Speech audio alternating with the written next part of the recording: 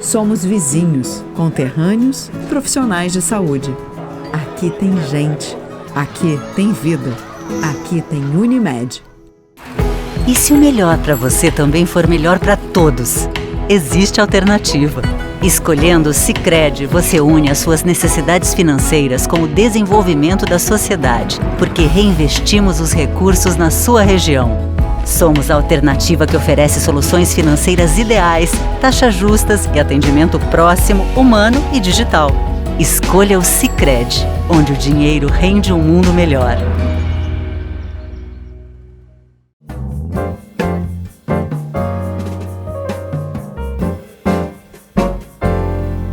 Muito boa noite, nossa saudação a todos. Estamos dando início a mais uma edição do painel aqui pela TV Erechim, sempre num oferecimento da Unimed, cuidar de você. Esse é o plano e Sicredi. Traga a sua poupança para a Sicredi e veja como é mais negócio poupar aqui. Sicredi, gente que coopera, cresce.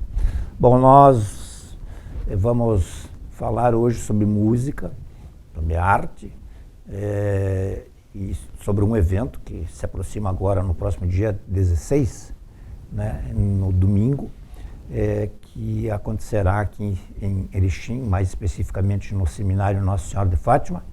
Mas nós não vamos falar apenas do evento, que é uma apresentação da Orquestra de Câmara do Alto Uruguai e que também contará com o apoio incondicional da Academia Erechinense de Letras, que se junta, assim, entre tantas outras, a mais esse evento cultural, artístico, aqui na cidade de Erechim.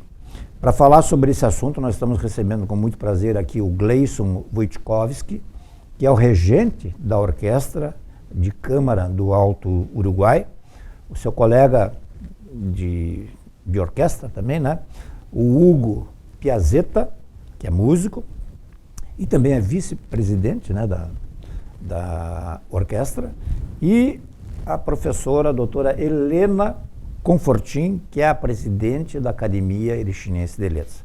Muito obrigado por estar aqui. Se permite, eu vou começar, obviamente, com o sexo feminino aqui. Muito boa noite. Um grande prazer estar aqui novamente hoje, muito obrigada.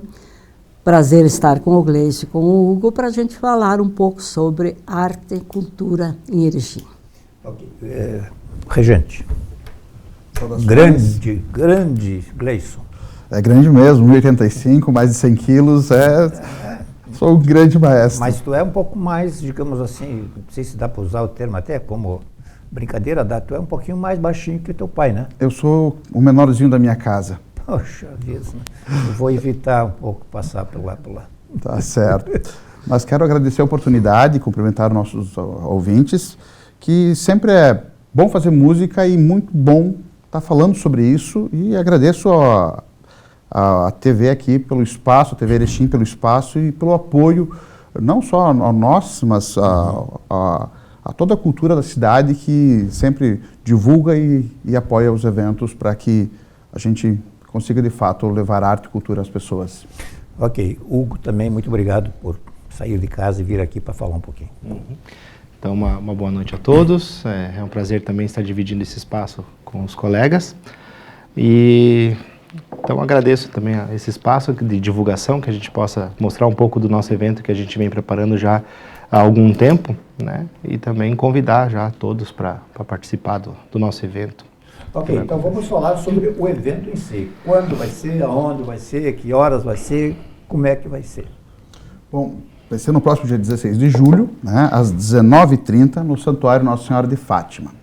É um concerto, a gente chama de concerto clássicos, que em comparação, por exemplo, ao ano passado, que foi o concerto de rock sinfônico, esse ano a gente preparou um concerto com música clássica, né? Clássico não com um C maiúsculo, né? Somente do período clássico, sim, terá Mozart, mas todas essas que a gente que eu chamaria de música erudita, né? Que vai do barroco até início do século XX. Então teremos Mozart, Vivaldi, enfim, Pachelbel. Então acho que vai ser para quem gosta de música clássica, vai ser um evento bem interessante. Erechim tem público para esse tipo de apresentação. Eu estou aqui de repente cometendo um equívoco, né? Mas a gente sabe que normalmente quando é a música erudita, o público nem sempre é aquele, serve até como uma espécie de apoiamento e de chamamento. Bom, eu acho que o Brasil sempre teve mais incentivo a outros tipos de música, né? Enfim, o mainstream é dominado por outros tipos de música. Mas sim, acho que no país inteiro existe um espaço pequeno de música clássica, mas Erechim, eu diria isso muito graças aos seus colonizadores, seus fundadores, que vêm para construir aquilo que é Erechim hoje, semearam importantes caminhos para a música clássica. Então nós temos aqui um público, talvez não seja tão grande quanto deveria ser, mas bastante fiel, assim, que de fato comparece. E claro, gostaríamos de expandir isso, é o objetivo, né? E que as pessoas, às vezes, não conhecem música clássica, né? Mas quando ouvem, eu já ouvi isso, às vezes, em algum lugar até, e não reconhecem, sabe nominar o que é, mas acaba, quando a gente vai se aproximando, vai conhecendo um pouco mais, acaba se apaixonando e não largando mais. Com certeza a música clássica é maravilhosa. Sim. Até uma observação, a gente analisando, estudando alguma coisa sobre o assunto, lá em 1918, no começo da Erechim, na emancipação, antes até, já havia a primeira orquestra de câmara da família Crache, que tocava música clássica no cinema mudo. Antes iam ao cinema, ao Cine Apolo, na época, depois Ideal, né?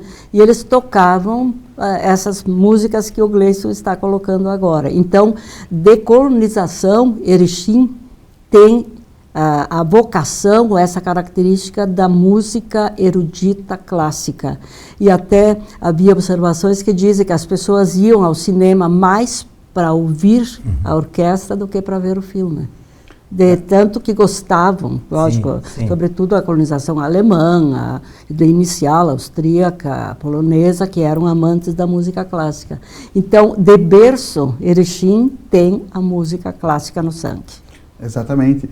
Eles faziam trilha sonora para receber as pessoas no cinema e faziam a trilha sonora ao vivo para os cinemas, para os filmes mudos que passavam na época. E tem mais a família do Sr. Arthur Krieger, que ele era um violoncelista da Filarmônica de Berlim, né, talvez a maior orquestra do planeta, e veio aqui, inclusive ele tocou no baile em comemoração à fundação do município em 1918, né? Então, realmente, Erechim tem raízes na música clássica muito fortes. Nós vamos explorar um pouco mais essa questão das raízes, enfim, né, a origem de tudo isso.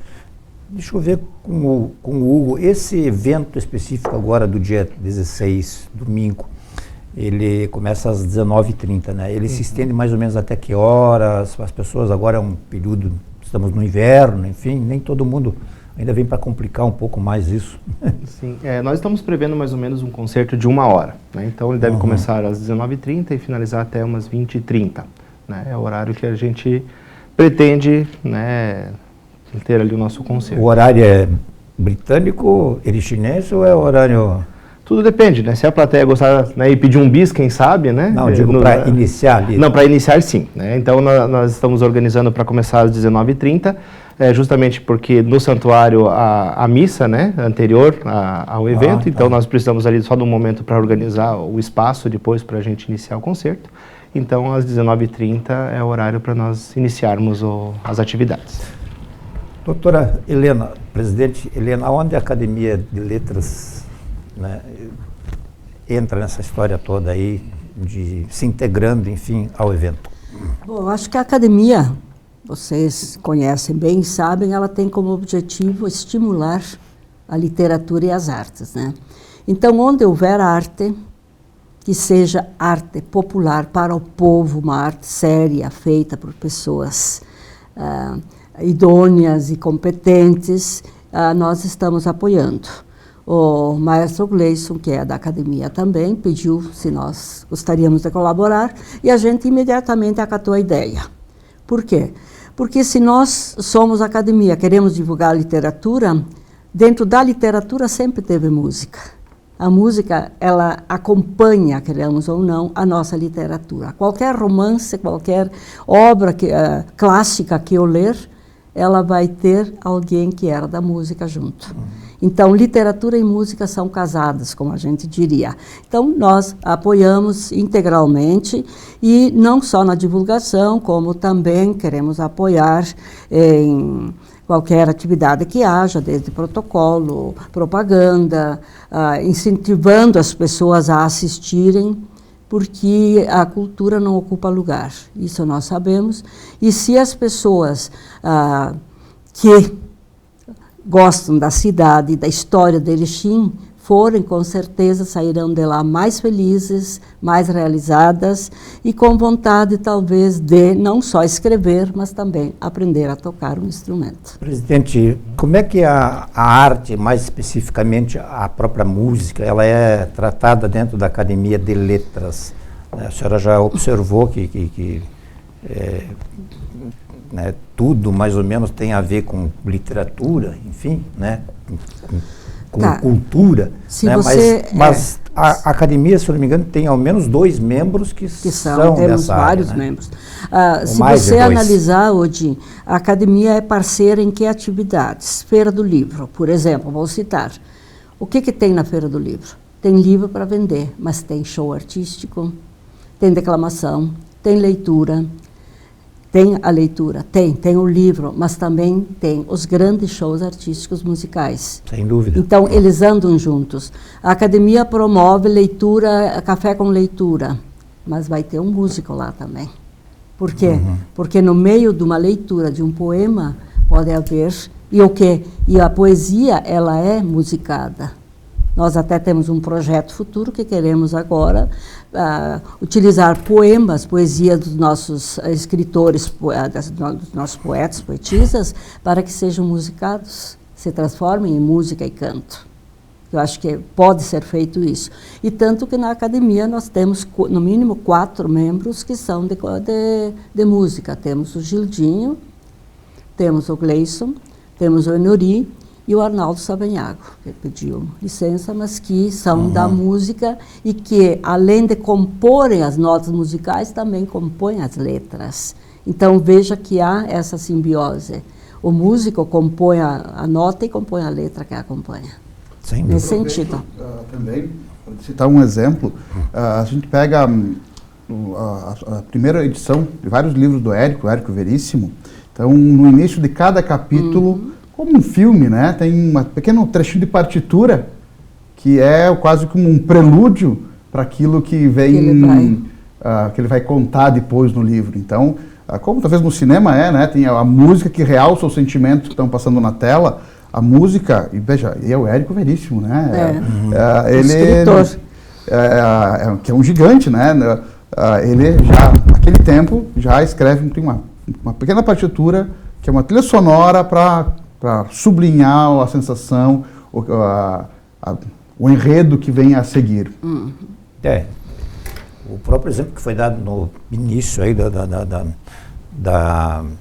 do aguardo para o início de um filme e para acompanhar o próprio filme, né, nos tempos em que os filmes eram mudos, né? Enfim, então toda digamos, a vida da imagem era praticamente assessorada fortemente pela música. Né? Com certeza. Da ação.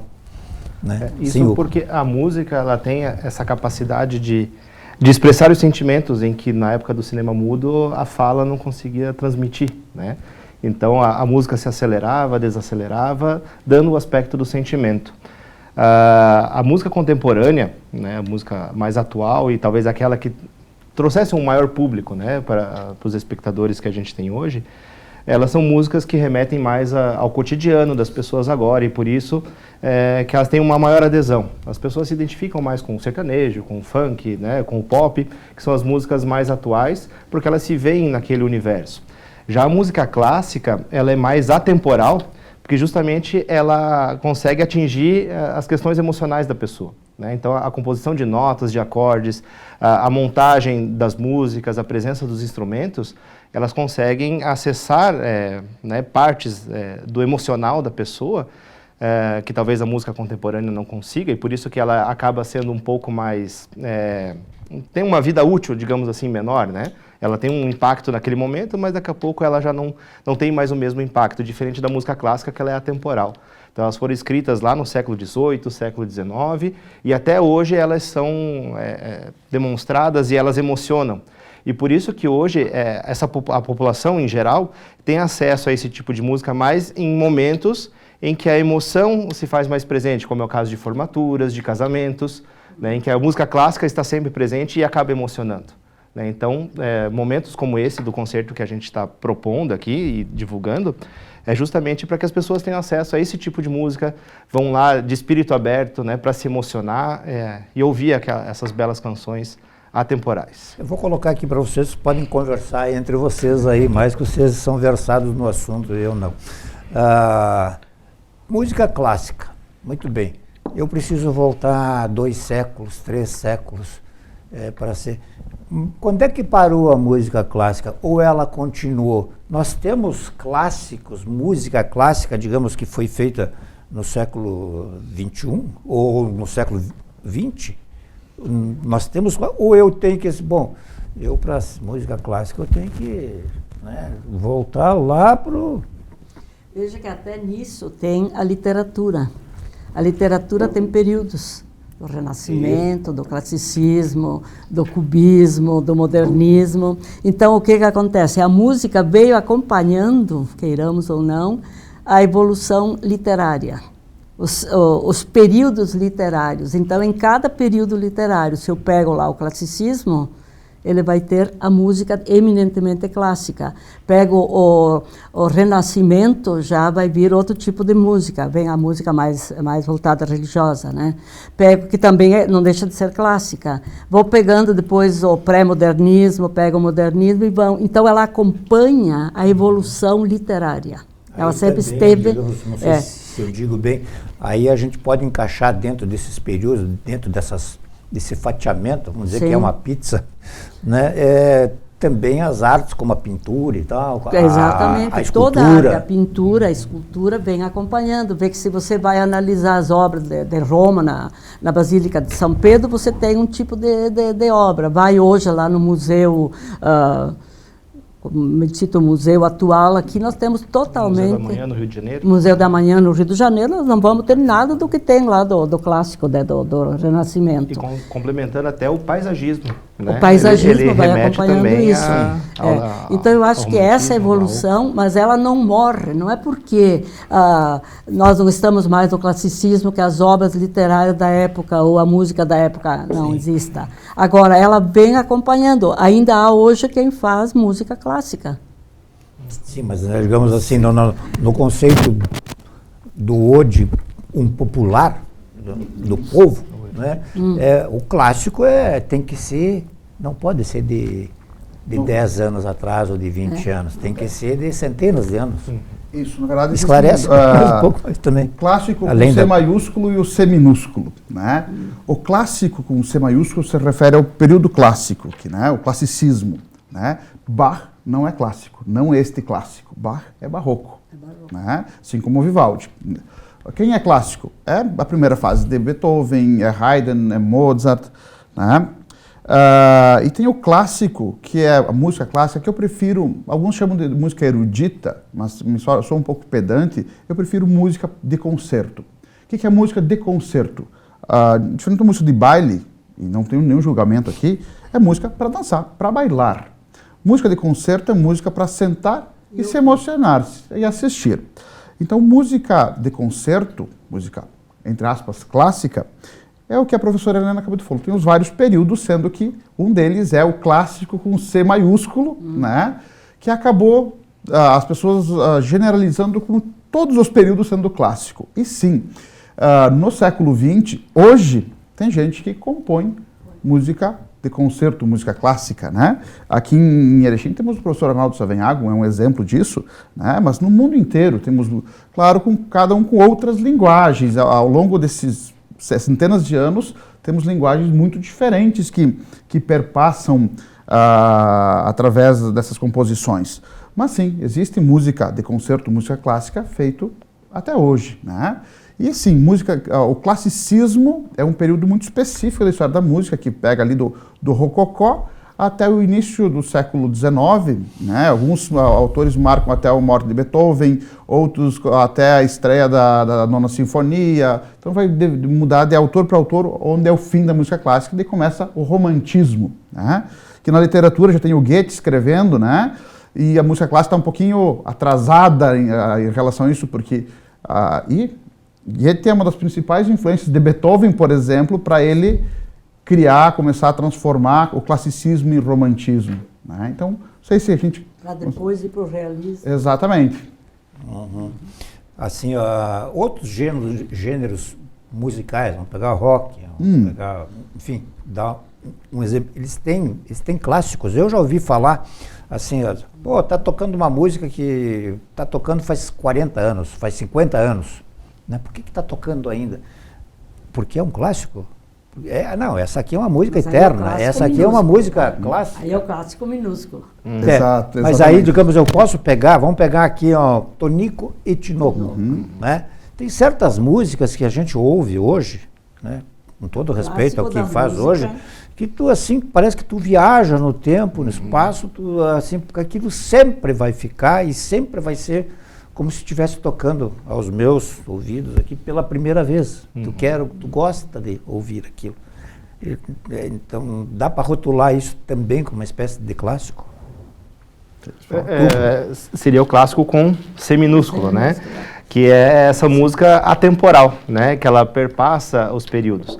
Tu citaste o Tonico Tinoco, mas existem outros compositores sertanejos, né? Que remetem às raízes do sertanejo, até com certo bucolismo, né? Aquela vida simples do sertanejo, que hoje talvez no ambiente rural, digamos assim, está bem diferente, né? Pela modernização do ambiente rural, mas que sempre tem aquela pegada ao estilo de vida um pouco mais simples. E por isso que talvez essas músicas, como Tonico Tinoco, Trio Parada Dura e outros compositores do sertanejo em si, ainda fazem muito sucesso, mesmo tendo hoje o sertanejo universitário, né, e todas as outras formas de sertanejo, mas essa música hoje clássica sertaneja, né, o clássico com C minúsculo, ela ainda é bem viva. Como é o caso do rock também. Nós temos o rock contemporâneo, atual, que tá se inventando ainda, mas o rock clássico, ele não se perde, né? Até no concerto de rock que fizemos o ano passado, nós trabalhamos também essa questão do rock mais antigo e que permanece vivo até hoje, né? Como é o caso de Led Zeppelin, The Purple, né? Bandas que fizeram muito sucesso e fazem ainda muito sucesso por terem uma música mais atemporal. E tem o rock contemporâneo, que é o atual, né? O que está fazendo música agora. Professor, eu tenho uma pergunta aqui. Eu gostaria de saber se essas águas do clássico com C minúsculo, elas podem subir e invadir, digamos, se falar em clássicos do carnaval, clássicos da MPB, enfim... Todos os gêneros clássicos do chorinho. Ou talvez se essas obras que são clássicas de grupos, elas podem ser orquestradas e transformadas em clássicas. Vamos lá. Sim, veja só, eu acho que o Senhor Tempo é um Senhor poderoso, então ele e o público vão eleger quem são os clássicos de cada gênero ao longo do tempo, né? Então isso, talvez uma música que está sendo hoje feita, com o tempo as pessoas vão elencá-la pela sua importância, vão reconhecer nela a sua importância e vão ficar imortalizado como um clássico, né? E sim, a gente pode mudar o arranjo, fazer uma orquestração, como a gente fez ano passado para a música de rock, né? Que a gente... escolheu obras de rock clássicos, né?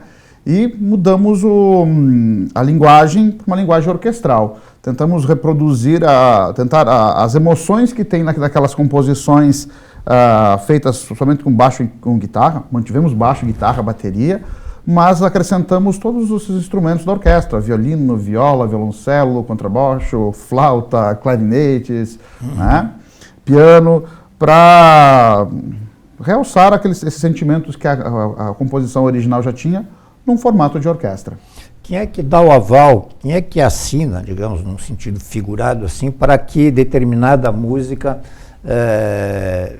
se transforme num clássico? É o público, é a crítica, é a aceitação, é o tempo, é a repercussão que teve junto a não sei o quê, enfim, eu acho que tem muito a ver com o próprio público, enfim, né? Acho que é um pouco de cada um. Um pouco de cada. E todos eles, mas o senhor mais poderoso nessa equação para mim é o tempo, né? A gente pegar... A mídia tem uma participação nisso? Sim, sim, com certeza tem, também, com né? certeza. Mas a gente pegar, por exemplo, sei lá, Schubert, né? Ele fez seu sucesso em vida, mas se não fosse pelos seus amigos, seus alunos, que ele morreu jovem, o Schubert, famoso, não o nosso Schubert aqui, ela conseguiu só por causa dessas pessoas que continuam a ser levada, né? O próprio Bach, que é tido como talvez o maior músico que já passou sobre a Terra, ele ficou quase 80 anos sem ser tocado, esquecido, né? E depois o Mendelssohn redescobriu.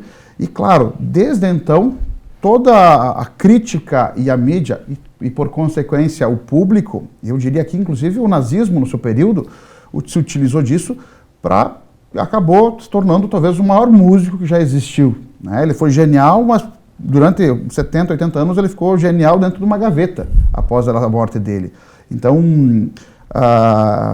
e talvez, tomara que eu esteja errado, mas Haydn, que é um grande compositor, foi muito famoso, muito tocado, atualmente a gente vê ele cada vez ser menos tocado nas principais orquestras do mundo, né?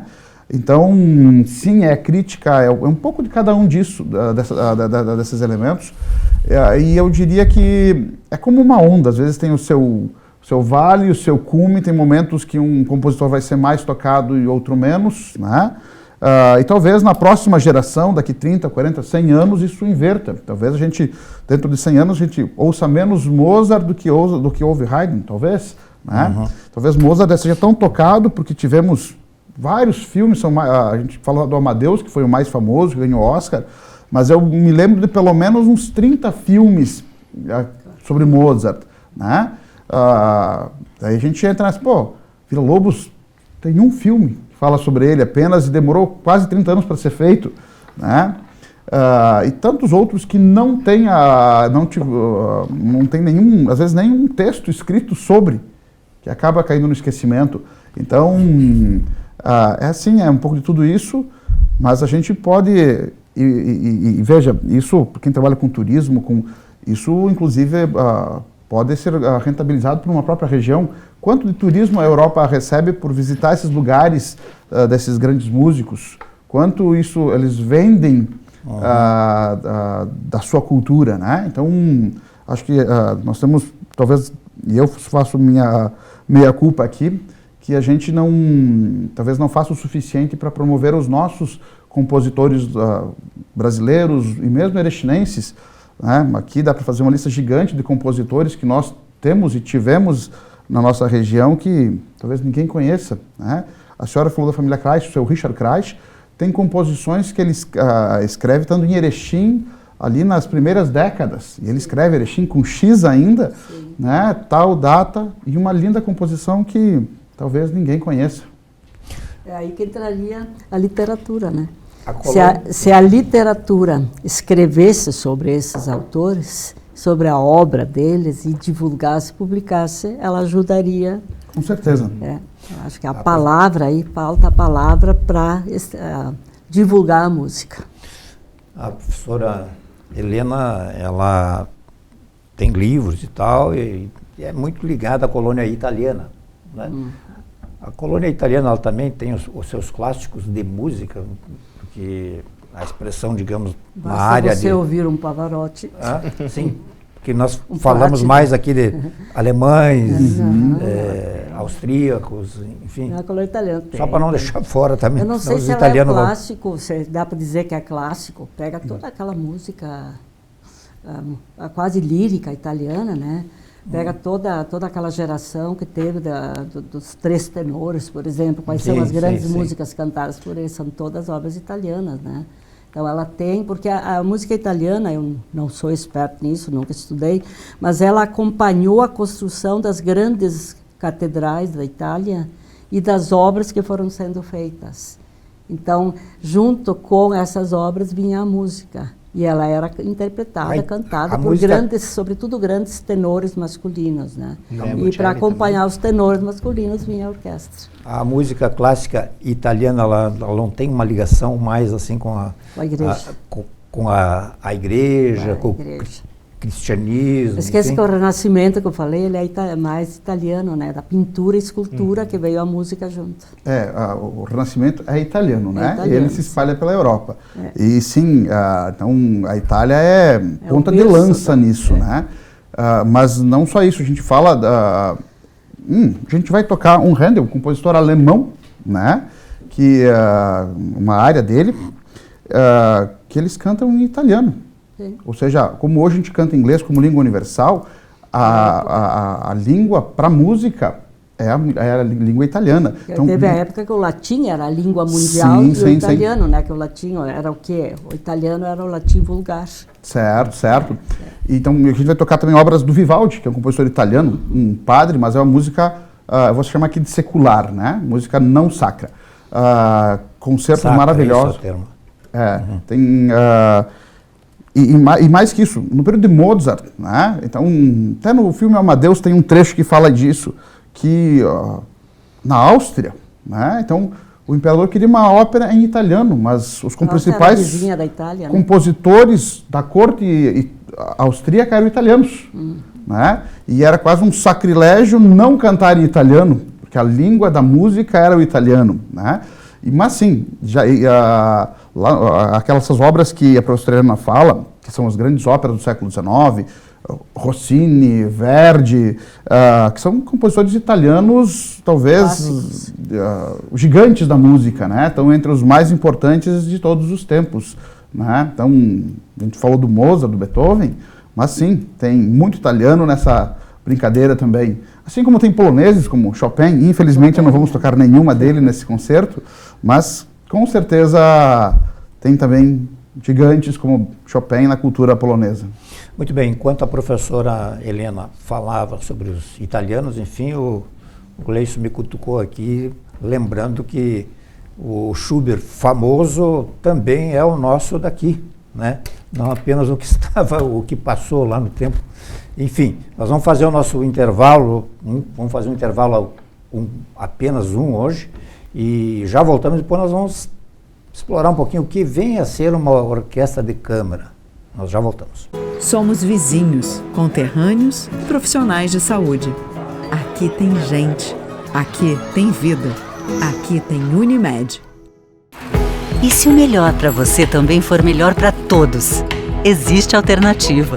Escolhendo o Sicredi, você une as suas necessidades financeiras com o desenvolvimento da sociedade, porque reinvestimos os recursos na sua região.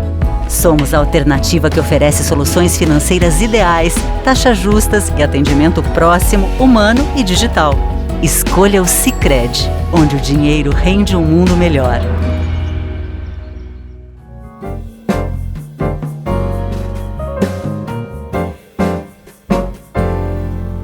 Muito bem, estamos de volta aí com o nosso painel de hoje, recebendo com muito prazer o Gleison Wojtkowski, que é o gerente da Orquestra de Câmara do Alto Uruguai, o Hugo Piazzetta, que é músico, também é vice-presidente da orquestra, e a professora doutora Helena Confortin, que é presidente da Academia Erechinense de Letras.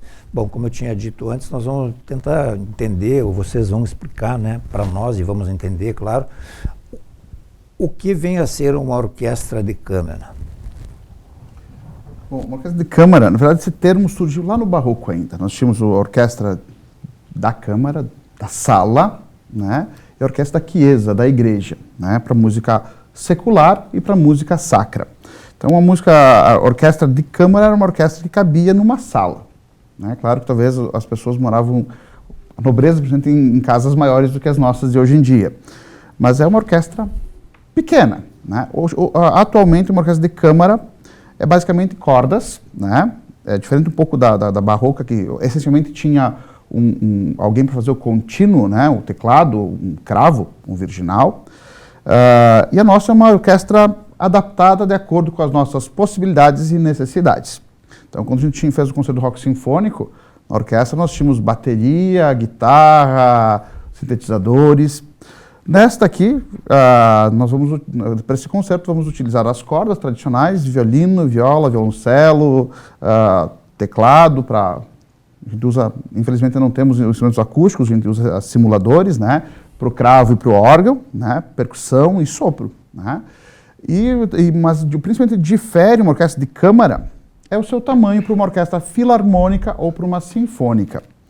E mesmo esses termos filarmônica e sinfônico, que hoje já não condiz mais isso, e já vou explicar sobre isso, o filarmônico e o sinfônico não tem a ver com que instrumentação que se usa. Né? Ambos utilizam a mesma instrumentação, mas são orquestras grandes, geralmente com mais de 100, 120, 140 músicos, mas sim com a sua mantenedora. Né? Filarmônico era mantido pela iniciativa privada e sinfônico pelo Estado. Daí, então a Filarmônica de Berlim é mantida pela iniciativa privada? Não mais. A Filarmônica de Berlim, por exemplo, originalmente, quando eles são criados, eles são uma orquestra, uma associação, uma orquestra particular, assim, e eles eram maravilhosos, talvez a melhor orquestra do mundo no período. E durante o período do nazismo, já existia uma Sinfônica de Berlim, uma estatal, mas o Goebbels e os nazistas, essa marca da Filarmônica do Berlim tem que ser nossa, temos que usar a nosso favor.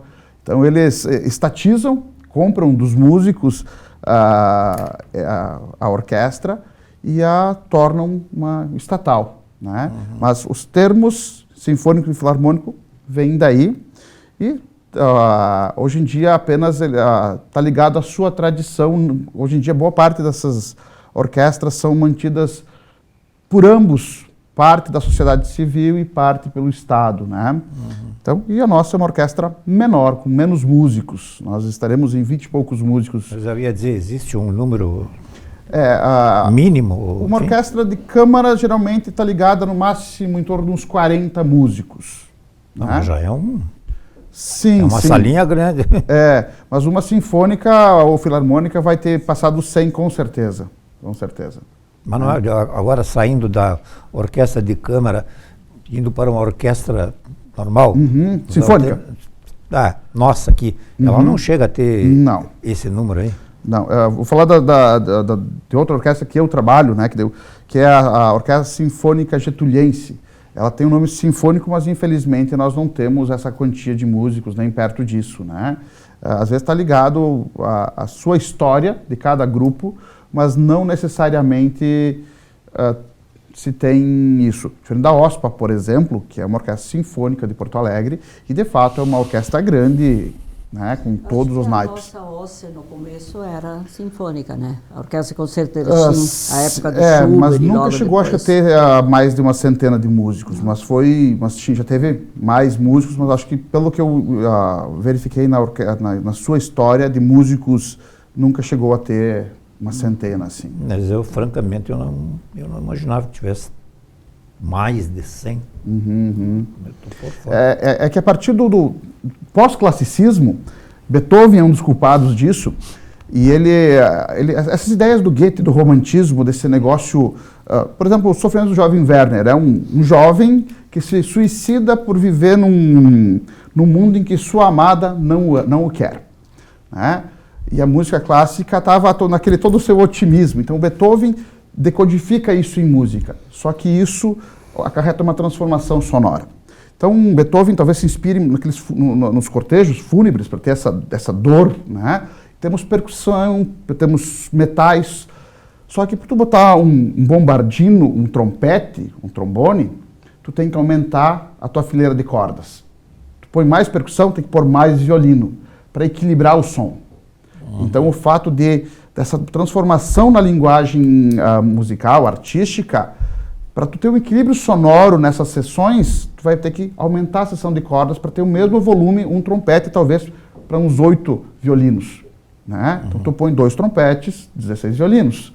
Então a orquestra vai crescendo numericamente, tanto que a Sinfonia Titã, a número 8 do Mahler, ele escreve para 1000 músicos. Né? Então, o que ele pede para conseguir executar aquela obra é que tenham 1000 músicos tocando.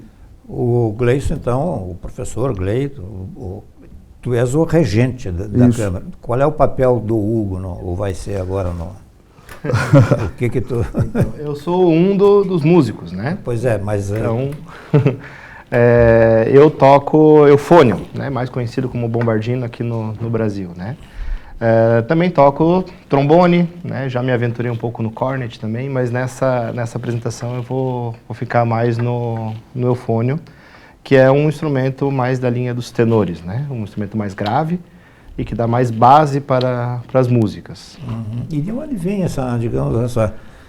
esse amor pela música, por esse tipo, por esse gênero de música? Assim, como é que a gente vê muita gente interessada em tocar bateria, tocar violão, gaita, enfim, né? Então, piano. É um pouquinho da minha história. Então, quando eu tinha 12 anos de idade, quando eu era um gurizinho ainda, eu me encantava com 11 anos, eu me encantava pela banda marcial do colégio, não que eu estudava, mas que era um colégio próximo da minha casa. Eu estava num outro colégio, que era de educação infantil, né, que é até a 4ª série, mas gostava muito da banda do colégio Caetano Munhoz da Rocha, lá em Rio Negro, lá no Paraná. Então eu saía da minha escola e ia lá para assistir os ensaios da banda. E ficava lá na expectativa do próximo ano eu conseguir entrar naquele colégio e conseguir tocar naquela banda. E foi assim que foi. No ano seguinte fui para aquele colégio e entrei na banda tocando bombardino, né? O maestro, o professor Amauri, que é maestro ainda da banda lá, tenho contato com ele, me ensinou a tocar o bombardino e fiquei aquele ano, que eu morei em Rio Negro, tocando bombardino. Depois eu fui para morar em Curitiba e perdi o contato com a música e com o instrumento, né? E fui retomar aqui em Erechim, algumas décadas depois, né? Conversando com o maestro e outros colegas meus que fazem parte da orquestra também, da possibilidade de eu voltar a tocar. Era em meio à pandemia, então a gente estava naquele momento de procurando coisas para se fazer, para ocupar a cabeça. E foi aí então que eu acessei a orquestra e comecei a tocar, devagarzinho, né? Aprendendo a ler partituras, até, né, hoje conseguir um pouco melhor. Ainda não me considero profissional, né? Mas eu tento estudar bastante para isso. Mas é isso. E a questão da música clássica, da música erudita, é muito de família, né? Eu cresci vendo meu avô, ouvindo música. Meu avô gostava muito, na verdade, dos tangos, dos boleros. O meu pai também gostava muito de Ray Conniff, meu pai e minha mãe, então eu ouvia muito, e daí talvez muito do sopro, né, do trombone e tudo mais, venha desse aspecto musical que os meus pais ouviam muito, e eu acabei absorvendo. E eu gosto muito de música clássica. Então, a minha playlist lá envolve muito música clássica. E música não é apenas quando você se apresenta, mas para consumir também. Sim, eu consumo música clássica. Interessante. Professora Helena, vamos falar da Academia de Letras um pouquinho. A Academia tem um evento que ela inaugurou não faz muito tempo, acho que faz 2 meses, que é o Café com Cultura. É isso, né? Esse é o nome, com leitura. O que vem, aonde é realizado, como é que ele funciona? Bom, o Café com Leitura nós realizamos a primeira edição na Feira do Livro, como uma das atividades da academia na feira. E a partir daí do sucesso que ele obteve, nós decidimos continuar. Como nós não temos sede, a Academia de Ciências e Letras não tem uma sede definitiva, nós estamos trabalhando no SESC. Fizemos uma parceria com o SESC, que nos cede o espaço da biblioteca. Em que consiste isso? A gente reúne grupos de pessoas e discute temas, discute livros, lê poemas, fala sobre, um escritor fala sobre a obra dele, como ele começou a escrever, lê textos. Então, no fundo, ele começou assim como um espaço para que pessoas que gostam de ler e de escrever se reúnam e compartilhem experiências. E até você participou de um deles, que foi muito interessante, porque as pessoas que estavam presentes no dia e você leu uma das suas crônicas de mais de 30 anos atrás, e as pessoas voltaram àquela época e reconstruíram parte daquela história que você narrou. Então, há essa participação das pessoas que viveram momentos ou que querem dividir momentos seus de escrita, de pensamento, de leitura.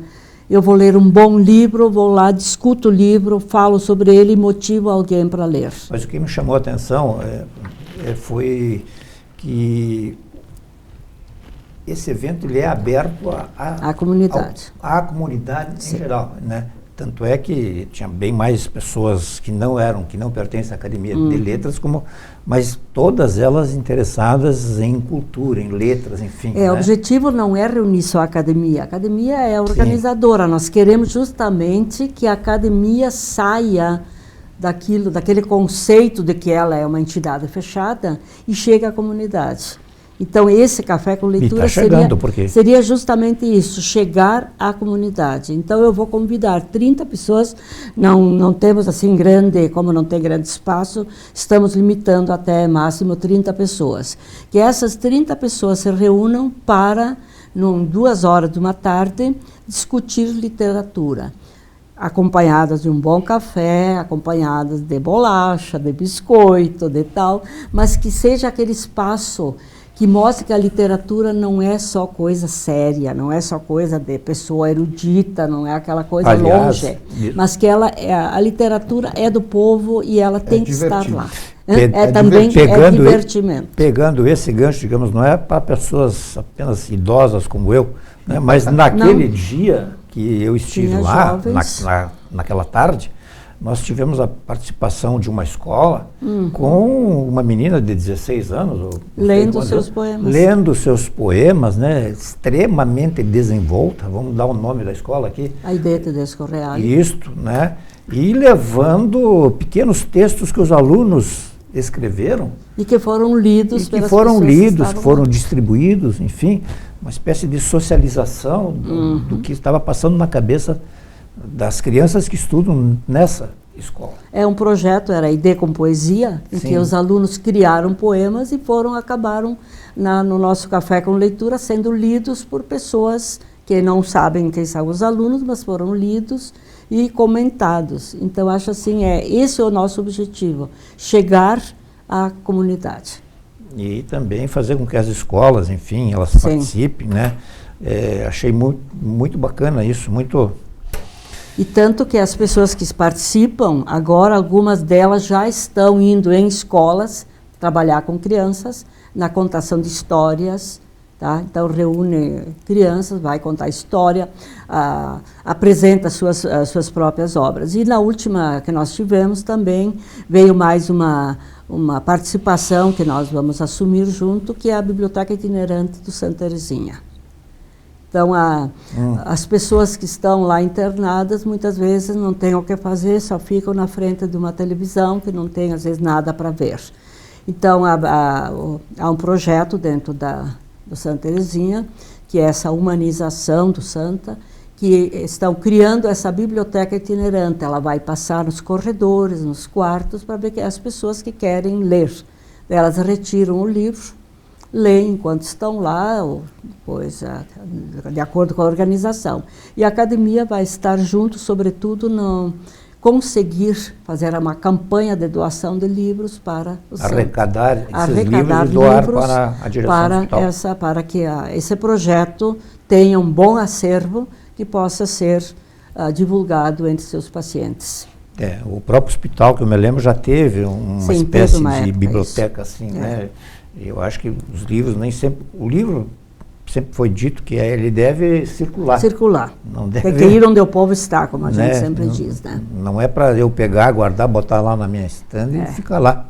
Ad eterno, aí também não dá. Mas é muito legal esse envolvimento da academia, né? Com a comunidade. Nesse projeto aí, que não deixa de ser uma ação social, dá para você dizer, cultural e social. Porque tem muita gente que vai lá para o hospital, os familiares, às vezes, justamente os familiares que estão lá, os cuidadores familiares que estão lá, que não têm o que fazer, né? Quantas vezes a gente diz, meu Deus, o tempo não passa.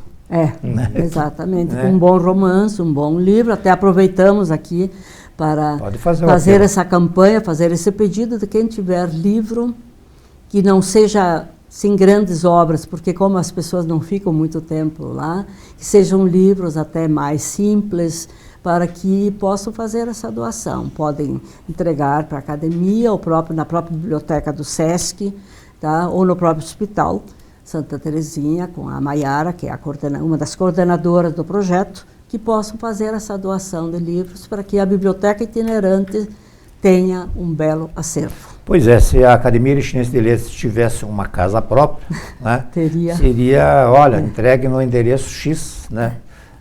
Aliás, eu quero ver qual o prefeito que vai entrar para a história de Erechim, né? Vou fazer uma matéria toda especial, né? Eu e a imprensa em geral, né? Para eternizar essa figura aí, como foi no seu período de governo, que a Academia Erechinense de Letras, né, que um dia também será uma instituição clássica aqui, sim, né? Esperamos. Olha, foi no período do prefeito tal que a academia recebeu, enfim, uma sede, um local, um endereço, para, por exemplo, fazer suas reuniões e receber os livros, né, para doar para o Hospital Santa Terezinha. Vamos ver quem é que vai se candidatar a esse desafio, né, que seria uma contribuição imensa para a cultura de Erechim também. Maestro Gleison, quem está tocando, ele entende aqueles gestos todos que o senhor faz lá na frente, o público fica olhando, mas o que quer dizer que um vai para cima, um vai para baixo, um vai para um lado? Certo. Desculpe minha ignorância, a pergunta... O gestual ajuda bastante para a gente conseguir manter todo mundo tocando junto, conseguir transmitir a expressão da música, né? Isso tem a ver também com essa que a gente falou agora um pouco da orquestra de câmara, essa evolução, né? E nesse concerto eu vou tocar e reger, né? Então vou, como Bach fazia, como no período barroco se fazia, né? Porque estamos nos teclados a Clarissa e eu, né? Então ela vai fazer as partes de órgão, invariavelmente eu vou fazer as partes de cravo, né? Então, as minhas regências vão ser mais em alguns pontos e sinais com a cabeça e com a face, né? Mas nos momentos que a gente tem mais músicos, que daí eu não preciso tocar, consigo transmitir mais informações ao grupo. E eu quero aproveitar aqui, Zé, se tu me permite. 4 minutos. Tá, rapidinho. Nesse concerto do dia 16, a gente vai ter alguns convidados, né? Geralmente cantores, né? Todos os solistas, instrumentistas são membros da orquestra, mas os solistas, os cantores, nem todos são. Um deles, o Sr. Júlio Pitan, é um tenor que cantou até ópera na Europa já, né? Ele está vindo para cantar conosco e eu já, professor, né? Eu tenho que aproveitar ele para os meus alunos, né? Então ele vai dar uma oficina nesse mesmo dia 16 pela manhã, acho que umas 3 horas de oficina de canto, né? Vai ser pago, eu não me lembro os valores agora, mas é um valor bastante simbólico, só para ajudar no custeio do café, água e das passagens dele, né?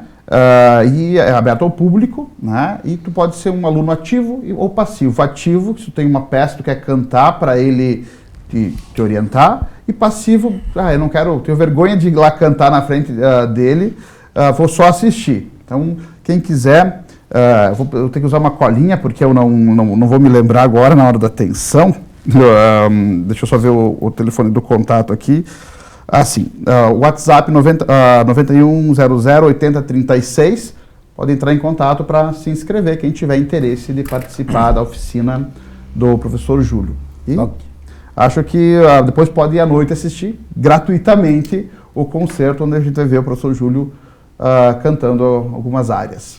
Ok. Gleison, muito obrigado por abrilhantar mais uma vez o nosso bate-papo aqui. Obrigado pela oportunidade, a ti e a emissora, que sempre abre as portas para nós, mas não somente para a gente, para toda a cultura regional, tem feito a diferença no nosso cenário. Hugo, também Muito obrigado por estar aqui. Esperamos que você se integre agora cada vez mais ao cotidiano de Erechim.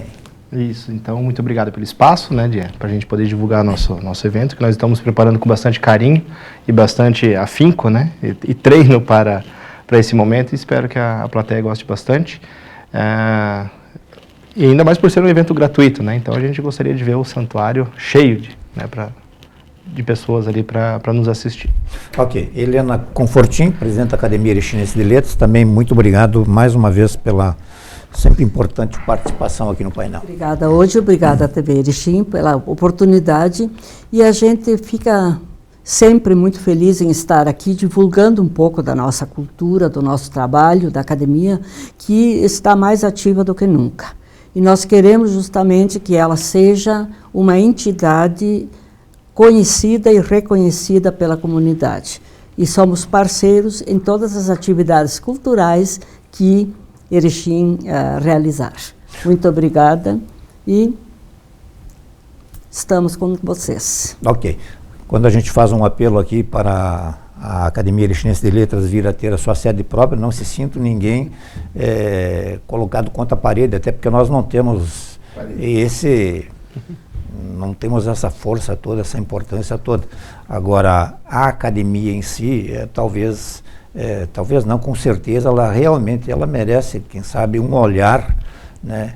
E, obviamente, cada um a seu tempo fez o que pôde, faz o que pode, mas eu acho que está se aproximando o momento também da gente, assim como várias instituições têm o apoio fundamental do poder público, né? Quem sabe até do poder privado, né?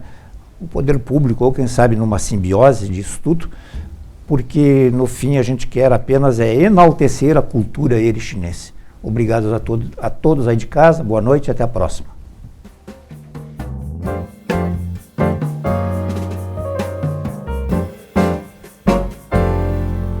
Somos vizinhos, conterrâneos, profissionais de saúde. Aqui tem gente, aqui tem vida, aqui tem Unimed. E se o melhor para você também for melhor para todos? Existe alternativa. Escolhendo o Sicredi, você une as suas necessidades financeiras com o desenvolvimento da sociedade, porque reinvestimos os recursos na sua região. Somos a alternativa que oferece soluções financeiras ideais, taxas justas e atendimento próximo, humano e digital. Escolha o Sicredi, onde o dinheiro rende um mundo melhor.